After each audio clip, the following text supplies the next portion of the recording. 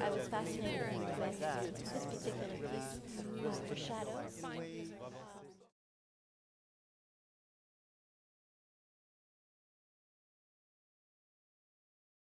Where we attempt to be a throwback.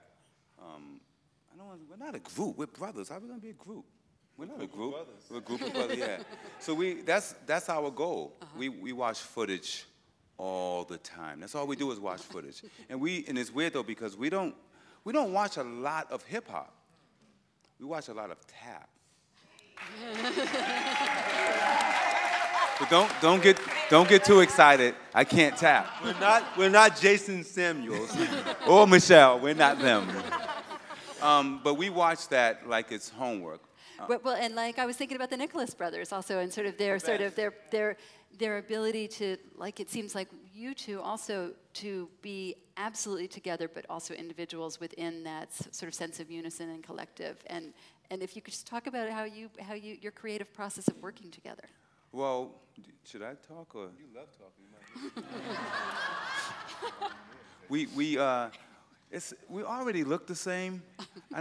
We don't want to look the same when we dance, and we both have different emotions. So even if we say do something like this, his way of doing it could be completely different than mine, and I'm okay with it. Mm-hmm. We don't use mirrors to practice at all. We never use mirrors. Except for when we're doing that little part when we're standing in the mirror.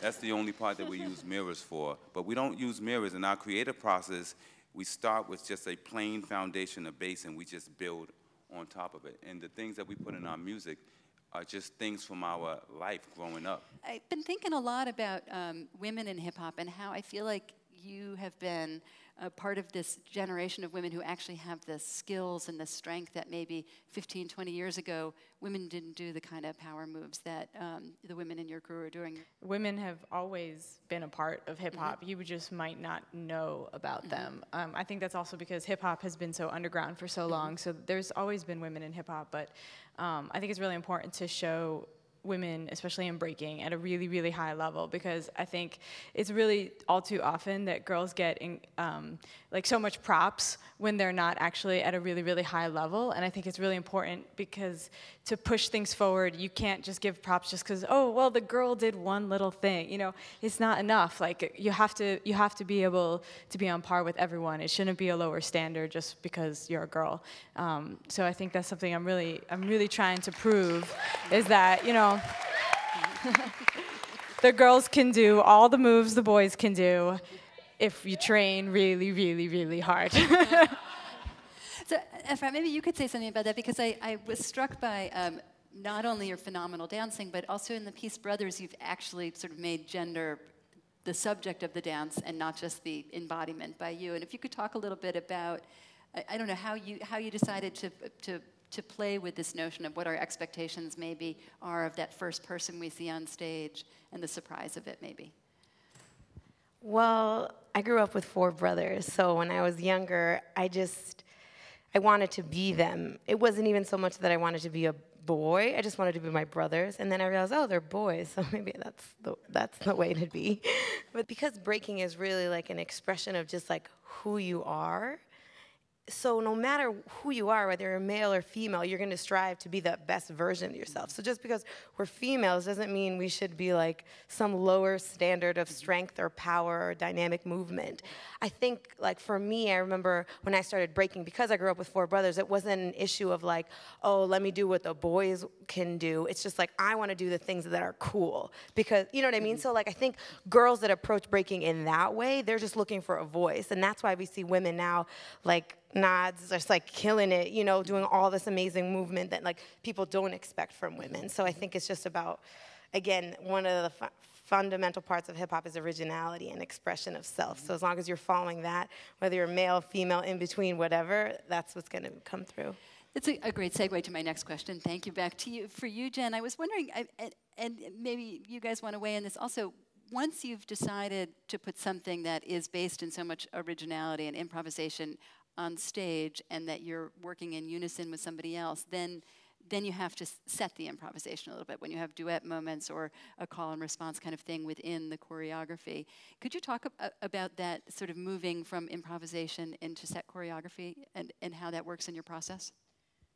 Sure. I mean, the thing for me that's like so exciting about hip hop is that everyone's vocabulary is different. So we work a lot with improvisation because what's interesting to me is moves that only that person can do.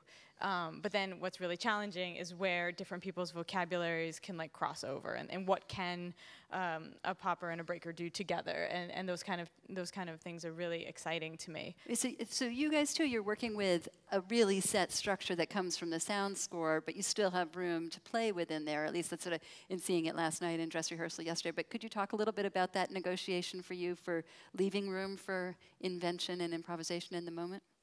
A lot of times, we'll put the music on and just vibe. And if I see something that he's doing that I like, I go in that direction. But it's really about the feeling that we get from the songs that we choose. And if it's a piano or if it's a violin, it's really the feeling. So we'll listen to a song over and over again. And whatever feelings and emotions comes up, even though we do a lot of fast songs, we do show a break with slow music. We put Lionel Richie in our music, slow music, which is rare for hip-hop to see two dudes doing Lionel Richie. Or Peaches and Herb. Yeah, Peaches and Herb. But, you know, before the name, and I talk about this a lot, before the actual name hip-hop, everything we do is hip-hop. We're hip-hop right now. This is hip-hop. So before the name was put on to what we do, it was just our culture. So we don't practice hip-hop. I don't know what practicing hip-hop means.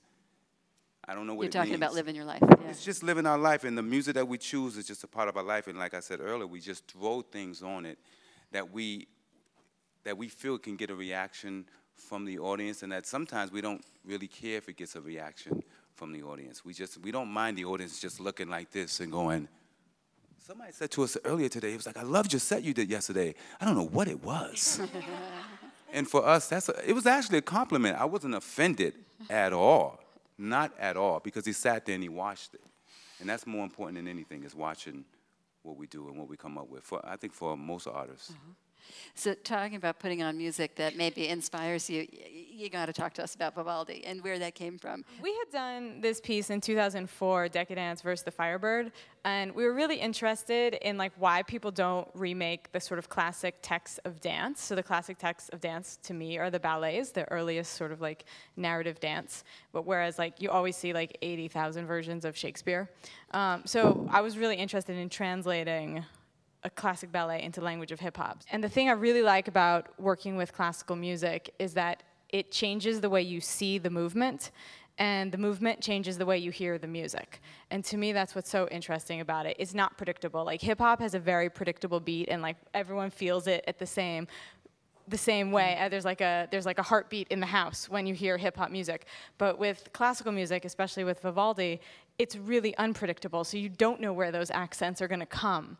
So it's really exciting to translate those very, very different sounds into your body. So talking about bringing in some other things, in the piece Step for Two, I was thinking how interesting it is to see some moments of kind of swing dance, maybe a little moment of disco, and just thinking about how I think of so much of hip-hop in its broadest terms being about the solo form. And here you're trying to get these two tremendous solo performers to work together. Can you talk about the exploration? Yeah. So I think what's really exciting about being from New York and being in the underground scene in New York is that you're exposed, like as an underground dancer, it's not just about hip-hop, it's about house. There's like a live and poppin' Lindy scene. You know, the tap community is really loud and strong. You know, like Latin dances, disco. My favorite parties, like the average age of people that go to those parties, they're like 50 and 60. So they've been, you know, it's like they're disco parties. Dancing, it's like classic house. And you know, it's like what the twins were saying. It's like they're talking about like music and a language of movement that's predates the name hip hop, right? So we're talking like funk, Motown, soul, all this stuff leading into disco and hip hop, and like the thing that's so amazing about New York, and a lot of hip-hop dancers and b-boys and b-girls in New York also dance house. Shout out Step Fiends, X Fiends, legendary crew who kind of melded those styles together. Because house comes to New York in the 80s when hip-hop is already like thriving in New York, a lot of the hip-hop dancers start hearing house music, so you have this crossover. So like, if you're really in the underground scene in New York, you're gonna learn house. It doesn't matter. Like, if you start just as a b-boy or b-girl, like, that's gonna be part of your world. And when I was coming up, there were more house clubs to go out to than like actually places here hip-hop. So then so you're really talking about being at a club, at a party or whatever, and coming into the dancing as you're living your life, not necessarily going to class and learning. Oh, no, no, not at all, right? So you go to practices and people are like, oh, there's this party or there's this club. And then all of a sudden you see two people that are like 50 or 60 years old hustling together. And that's what I was referencing with cricket. So yeah, that's kind of, I think that piece has a lot to do with just being from New York and seeing all those inspirations in one place. But we do the same thing. We bring back the memories of our childhood from different shows and different forms of hip-hop. And like the Bee Gees, we love the Bee Gees. So when we play that, if we do that at a public school, some of the kids are looking at us like, because they don't know that part. But we explain it to them why this is important. I think anytime you do dance, you should express things that's important to you and not really worry about what people think about it. Just express it in your dance. That's dance. Come on.